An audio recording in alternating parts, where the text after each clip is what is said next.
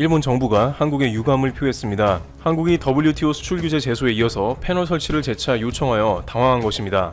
한국이 진짜로 WTO 패널 신청까지 재차 들어가고 본격적으로 소송에 임한다는 정황이 나오니까 갑자기 발등에 불이 떨어져 한국에 왜 그러냐, 대화로 해결하자는 모습이 나오는 것입니다. 일본 정부는 일제히 관련 성명을 내고 있습니다. 첫 번째, 일본 장관들 총출동, 한국 뜯어말리자.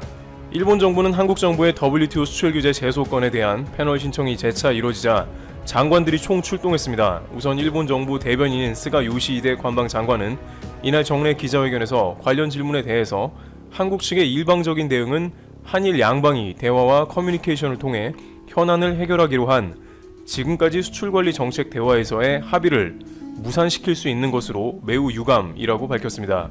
스가 장관은 예단을 가지고 답변하는 것은 삼가고 싶지만 한일 관계가 계속 엄중한 상황이어서 우리나라로서는 앞으로 한국 측의 적절한 대응을 강하게 요구해 나가려고 한다고 말했습니다. 모테기 도시미스 일본 외무상도 이날 기자회견에서 한일 양국은 지금까지 수출관리 당국 간 현안 해결을 위해 거듭 대화를 해왔음에도 이번에 한국 측이 WTO 분쟁 해결 기구에 패널 설치를 요청한 것은 매우 유감이라며 그런 뜻을 한국에 전하고 있다고 밝혔습니다. 모테기 외무상은 WTO 협정 절차에 따라 적절하게 대응하려고 한다고 덧붙였습니다.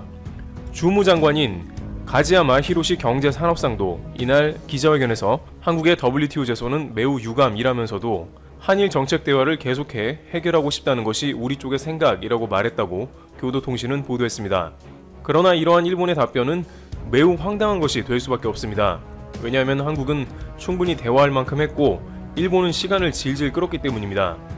가지야마 경산상이 언급한 수출 규제 문제 해결을 위한 수출관리 정책 대화는 작년 12월 일본 도쿄에서 대면 회의로, 올해 3월에는 화상회의로 2차례 열렸지만 한일 양측은 견해차를 좁히지 못했습니다.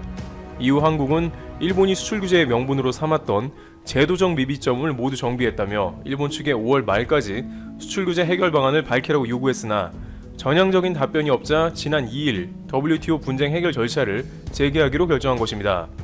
이에 따라 주 제네바 한국 대표부는 18일 일본의 수출 규제와 관련해 스위스 제네바에 자리한 WTO 사무국과 주 제네바 일본 대표부에 패널 설치 요청서를 발송했습니다. 이와 같이 일본 정부가 뜯어 말리는 이유는 WTO의 제소가 진행되면 골치가 아프기 때문입니다. 두 번째, 일본 당국, 국제망신 눈앞에.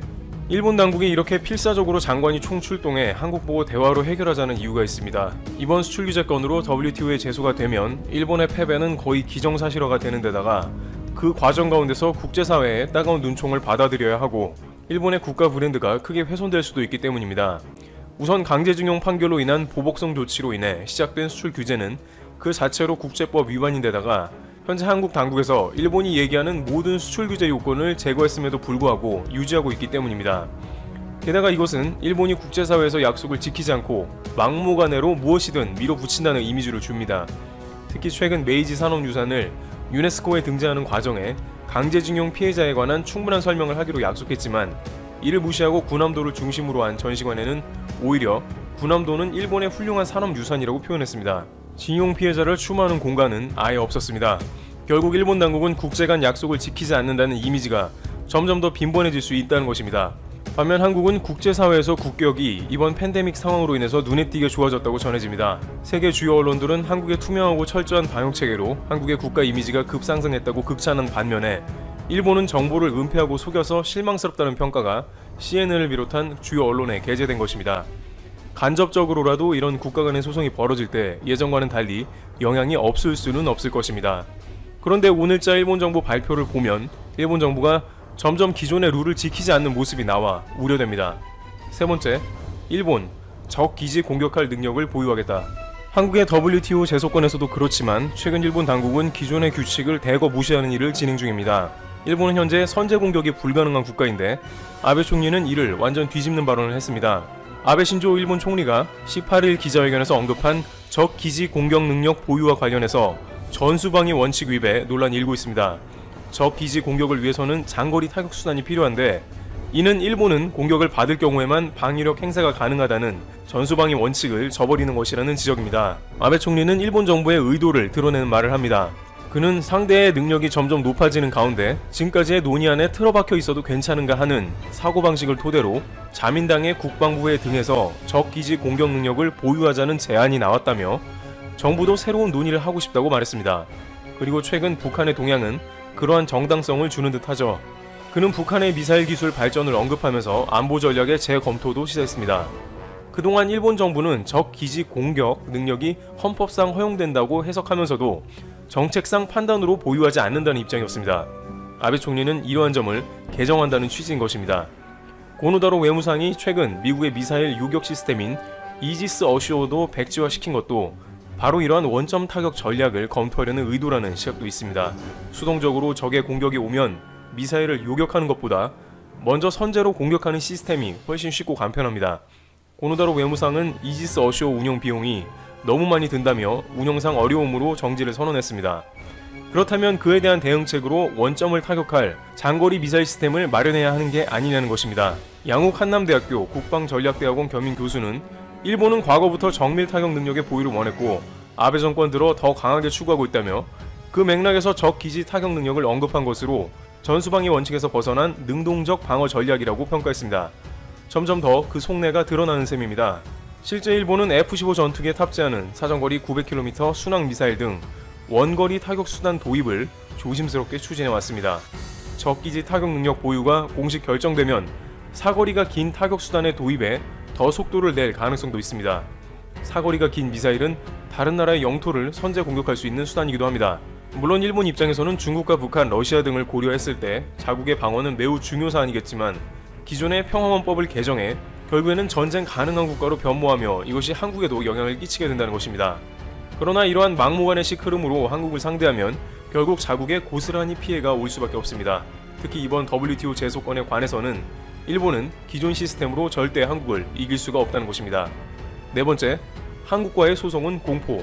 또한 최근 한국과의 WTO 소송에서 거의 승리한 것이 없는 것도 일본 정부는 부담이라고 전해지고 있습니다. 후쿠시마산 수산물 수입 WTO 소송 당시 1차를 패했던 한국은 최정예 전문가들이 집결해서 2차를 뒤집었습니다.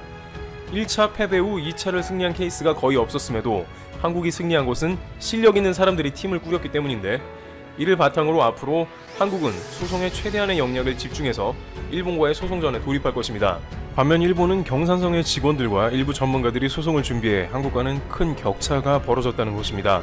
이러한 일본의 문화는 쉽게 바뀌지가 않고 있는데 이번 팬데믹 상황에서도 한국은 관련 전문가들로 구성된 질병관리본부에서 빠른 시간 안에 방역을 주도했으나 일본은 전문가들은 뒤로 빠지고 정치인들이 나서서 방역을 진두지휘하는 모습을 보이며 초반 대처가 늦었고 일본 방역이 구멍나는 주요 원인을 제공했습니다. 따라서 조직이 전문가들로 구성돼 효율적으로 움직이는 한국과 일본의 대결은 한국의 승리 가능성이 매우 높으며 일본 당국도 WTO 본인 심리에 들어가는 것을 상당히 꺼리는 것이 결국 장관들까지 총출동하게 만든 것입니다. 그런데 일본 정부의 이런 행태는 일본 경제계에서조차 외면을 받으며 크게 비판의 대상이 되고 있습니다. 일본 업체들이 실제로 쓰러져가기 시작하기 때문입니다. 다섯 번째, 일본 관련 업계들 초토화됐다. 일본 업체들은 수출 규제로 갈수록 문제가 되고 있으며 한국 업체들은 놀라운 속도로 물질을 만들어내고 있습니다. 일본 매체 니케이에 따르면 불화수소 등 화학제품을 생산하는 일본 업체인 스텔라 케미화가 최근 발표한 2019 회계년도 실적을 보면 순이익이 전년보다 18% 감소했습니다. 이와 같이 한국의 삼성과 하이닉스 덕을 보면서 안정적으로 반도체 물질을 공급하던 일본 업체들이 흔들리는 것입니다. 게다가 최근 반도체 소재 생산 기업인 SK 머티리얼즈가 최근 초고순도 순도 99.999% 불화수소 가스 양산을 시작했다고 밝혔습니다.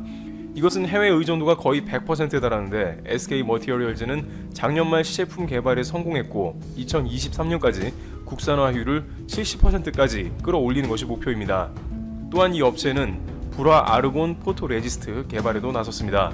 SK 머티리얼즈는 내년에 400억 원을 투자해 생산시설을 준공하고 2022년부터 연 5만 갤런 규모의 포토레지스트를 생산할 계획입니다. 그 결과 SK 하이닉스에 직접 이것이 공급될 것으로 예상되기 때문에 일본은 울상인 것이죠. 일본 업체들은 일본의 수출 규제와 한국 업체들의 탈일본이 성공해 그야말로 이중고를 겪으면서 창업 이후 유례없는 점유율 감소와 더불어 이익이 급감하면서 존폐 위기에 처하는 모습을 보입니다. 이와 같이 일본 당국은 수출 규제라는 무리한 정책을 억지로 유지하다가 국제사회에서 한국에 밀리고 있습니다. 한국도 더 이상은 일본의 횡포를 묵인하지 않으며 강하게 맞설 것으로 예상돼 일본 당국은 당황을 감추지 못하고 있습니다. 트리블튜브 여기서 마치겠습니다. 감사합니다. 그래도 예전보다는 헐더 발전했지만 아직까지 베트남은 저렴한 인건비의 장점을 가지고 들어오는 해외 기업을 통한 일자리와 관광 수입이 국민들의 생계를 책임지고 있습니다. 베트남 자동차의 모든 부품을 중국에서 공급받기 때문에 바이러스 사태가 퍼지면서 부품을 제대로 받지 못해 생산에 차질이 생긴 것만 봐도 알 수 있듯이 아직은 자세적인 생산력이나 기술력이 많이 부족한 게 사실입니다. 이러한 이유들로 인해서 베트남은 국가적으로 이동이 제한되고 있는 지금 시점에서 제일 큰 피해를 보고 있는 국가 중 하나라고도 할 수 있습니다. 결국 활동의 불이 떨어진 베트남이 가장 먼저 일어설 수 있는 방법은 해외 관광객을 다시 유치하는 것입니다. 이에 베트남 정부는 오는 7월부터 한국을 비롯한 미국, 중국, 일본 등 80개국의 국민에 대해서 전자 비자 발급 제도를 시행한다고 합니다. 번거로운 비자 문제를 간편하게 해결하여 조금이라도 더 많은 해외 관광객이 베트남을 방문할 수 있게 하겠다는 취지로 보여집니다. 2017년 2월부터 한국을 포함하여 40개국 국민들을 대상으로 시범 운영을 하다가 전염병 사태가 퍼지면서 시행을 전면 늦었지만 사태가 조금씩 완화되고 있자 관광 산업 활성화를 위한 방안을 시행하고 있습니다. 그리고 중국과 맞먹는 베트남 관광객 수를 자랑하는 한국의 민심을 잡기 위해서 베트남 관광청까지 직접 나서서 대책을 세우고 있습니다. 한국과 베트남은 상호 필연적 인나라가 됐다며 양국 관광 관련 기업의 효과적인 지원 방안 및 홍보 방안 교류를 통해서 한국 관광객들만을 위한 편리한 정보를 제공하겠다고 협의했습니다. 그리고 현재 베트남의 전염병 대응 상황에 대해 언급하며 자신들은 충분히 슬기롭게 지금 상황을 극복하고 있으며 세계적으로 봤을 때도 우수한 상황이라며 큰 문제 없이 예전처럼 관광객을 다시 돌아올 수 있게 할 수 있다고 자신감을 내비셨습니다. 하지만 이러한 뉴스를 본 해외 네티즌들의 반응은 그래 달갑지는 않아 보였는데요. 오늘은 베트남의 관광 활성화 정책에 대한 해외 반응을 알아보도록 하겠습니다. 한국이면 모를까 아직은 개발도상국 인트남을 믿고 여행을 가는 게 맞다 싶다. 언제가 될지는 모르겠지만 벌써부터 관광 활성화를 시도하는 건 오민 것 같다. 베트남 H에서 관광 수익이 차지하는 비중이 엄청나마고는 하지만 그래도 아직은 빠른 것 같다. 아시아에서는 한국 말고는 지금 당장 공짜로라도 여행을 갈 곳은 없다고 본다. 정말 베트남이 전염병 대응을 완벽하게 했다고 치자. 하지만 수십 개국의 외국인이 들어와서 다시 바이러스를 터뜨린다면 2차, 3차 대응을 할 수 있을까? 아무리 자국의 경제 활성화가 중요하다고 하지만 지금부터 관광 활성화를 생각하는 건 이기적인 마인드라고 보여진다. 아무리 조심한다고 한들 막아주는 게 아니기 때문이다. 굳이 위험을 무릅쓰고 베트남 여행을 갈 만큼 베트남이 매력적인 도시인가?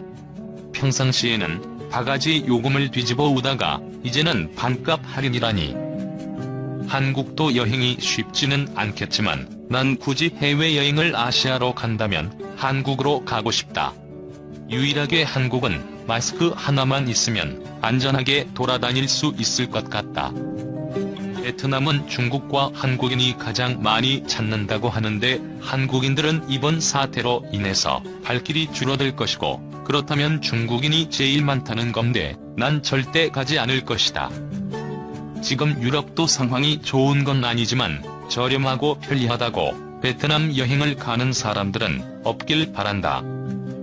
최소 1년은 지났다면 모를까 한순간의 즐거움을 찾다가 모든 걸 잃을 수 있다.